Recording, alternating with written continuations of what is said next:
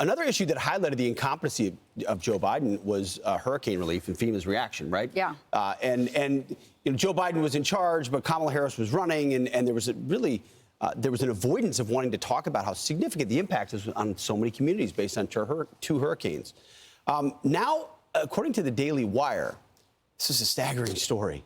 FEMA officials, so which should be helping everybody, directed hurricane relief workers in Florida to avoid certain homes that had Trump signs in their lawn. Okay, here's the report according to the Daily Wire.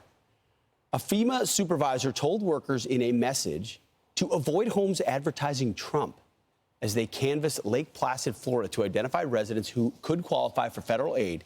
Internal messages viewed by the Daily Wire reveal. The supervisor, Marnie Washington, relayed this message both verbally and in group chat used by the relief team. Multiple government employees told the Daily Wire. So now hurricane relief also politicized. Yeah, no question. And by the way, there was already outrage that so many FEMA funds had been raided to give to illegal immigrants. And so obviously people are saying we gotta take the politics out of something as essential as emergency relief. I mean, this is insane. And by the way, the FEMA spokesperson has a statement. FEMA helps all survivors, regardless of their political preference or affiliation, and we are deeply disturbed by this employee's actions. While we believe this is an isolated incident, we've taken measures to remove the employee from their role and are investigating the matter to prevent this from happening ever again. The employee who issued this guidance had no authority and was given no direction from anyone to tell teams to avoid these homes. And we are reaching out to the people who have not been reached as a result of this incident. Will, I mean, I'm surprised that, you see lots of agencies getting politicized. This is one you really wouldn't expect. Well, it's not just, to me, my focus is less on FEMA and more, I would imagine this is the case in every government agency. And what it does is show the depth of the cancer inside of our government. Yeah. And that you have to root out politicization at the highest levels, for example, of the DOJ. But you have to also understand there's a bureaucracy under every one of these state departments where you have, foot soldiers who behave in the same manner as Merrick Garland.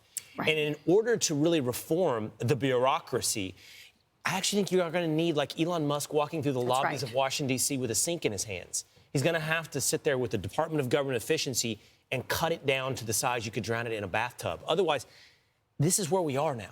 That's the challenge. That, to me, is one of the most interesting things about how this will play out. So Elon Musk fired 90% of Twitter, turned it into X because he had to change the culture. Yeah. It doesn't work that way with government. You wish it could. I remember what we did with the department. You can, though, Pete. You can. You just have to do it on a certain process, and you got to be dedicated to doing it and demonstrating how to do it. Well, the first thing you have to do is take out the unionization of federal employees so that they're fireable. Absolutely. And I also heard that, and by the way, Vivek... That is a massive task. We did that at the VA when we were running out at just the VA, and they refused to use it inside the VA. Yeah. So the government bureaucracy then fights back and says, okay, we have this tool, but we're not going to use it. And they certainly don't. I mean, it's the fight worth having. That is the fight to have. It is the most important fight. And I would be equally pessimistic just because based upon our history and the size of this thing. I think the only thing that gives me some inspiration, well, there's two things. One, the involvement of Elon Musk. I think that is incredibly big. And the second is to see some model of it in Argentina with Javier Milei. I mean, he has actually cut down government when it's hard to find an example on the world stage. There is actually one in Argentina. Yeah. And they have seen, by the way, a decrease in their inflation rates, like at this astounding rate, just since he took office. So these things can be turned around. The other thing that Donald Trump said just this week, I believe, he said, we're going to move some of these agencies to other states. That's a really amazing way to make sure that it's not just these really liberal D.C. suburb kind of people that are populating the bureaucracy. Get it out, decentralize, make sure that these agencies are representative of the people. And I think that would help to get them depoliticized. Idea. It's an amazing idea. Love that. I'm Steve Ducey. I'm Brian Kilmeade. And I'm Ainsley Earhart. And click here to subscribe to the Fox News YouTube page to catch our hottest interviews and most compelling analysis.